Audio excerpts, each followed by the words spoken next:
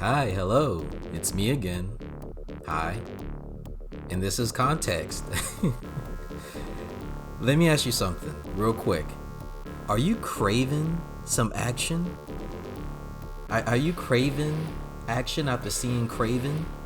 Is Kraven making you craven? I got the comic just for you. It's just in time too because Kraven, I heard, just made $1 quadrillion at the movies. So I know you're just craving for more Kraven. Like you got all those Cravens going on right now. No, I'm just kidding. I don't think it made that much of anything.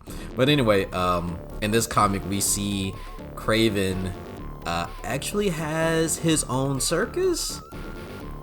That's one of the last things I would expect to see from Kraven, but yeah, the electric company decided that was a thing that should happen back then. But hey, look, if you're gonna have a circus, what do you need? You need animals, right? So in this comic, he's got his eyes on Tigra, which I think is how you say her name, and Spider-Man for the animals in his circus. Wow. How did Electric Company come up with this stuff? I have no idea. Regardless, anyway, sit back and enjoy this comic, The Taming of the Two with Kraven. Our story begins with Spider-Man swinging through New York City. He makes a comment that he's the only swinger tonight. All right. And you know, it's clear that Spider-Man needs to work on his phrasing. So we're just done with phrasing, right? Clearly. But anyway, he almost heads home until a random crow delivers a message from Tigra, of all people, saying that he should meet her at the circus at midnight. So of course, Spider-Man heads there. But meanwhile, what he didn't know is on the other side of town, Tigra is disposing of some low-level crooks when she also gets a message from a crow saying to meet at midnight at the circus. And wouldn't you know it, this one is from Spider-Man inviting her. You could probably see where this is going, right?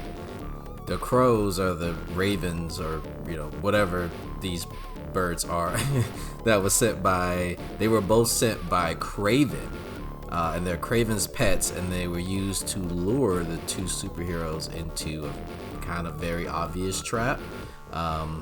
And yeah, as soon as they step into the circus, they are zapped by Kraven himself. Hey, so real quick, why does it look like these stun lasers are firing from his nipples? Like, is that just me? I don't know a lot about Kraven. I'm gonna admit that right now. If you know a bit more about Kraven's kit, like his toolkit, can you comment below and tell me what this attack is? Maybe I need to watch the movie. Maybe that would shed light on the nipple lasers that he has here. Anyway, he captures the two of them, and Spidey doesn't wake up until the morning. Thankfully, Tigra is fine. In fact, she's going to be the main attraction of Kraven's super circus. And in response to this, she of course bends the bars of the cage he put her in.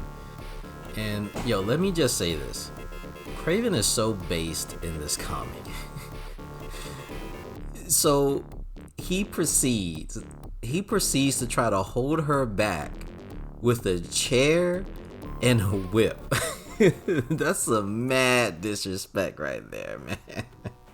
Could you imagine trying to hold back Spider-Man with a can of Raid and a fly swatter?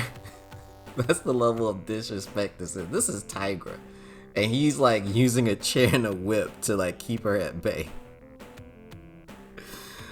Oh man, that's nasty to do Tiger like that. And honestly, I think only Kraven could pull off something like this. I don't think any other villain could pull off something like that and it'd be believable. Uh, anyway, the two of them start fighting, and Tiger comments that she has 8 more lives. But after that, Kraven decks her with a ring of fire, no less. And he says that makes 7. Is this Kraven better than the one in the movie? If you saw it, let me know. Let me know if this Kraven is better than the Kraven in the Sony film. I have not seen it yet. I'm sure it'll be on streaming in about 2 weeks at a time, so I'll probably watch it then.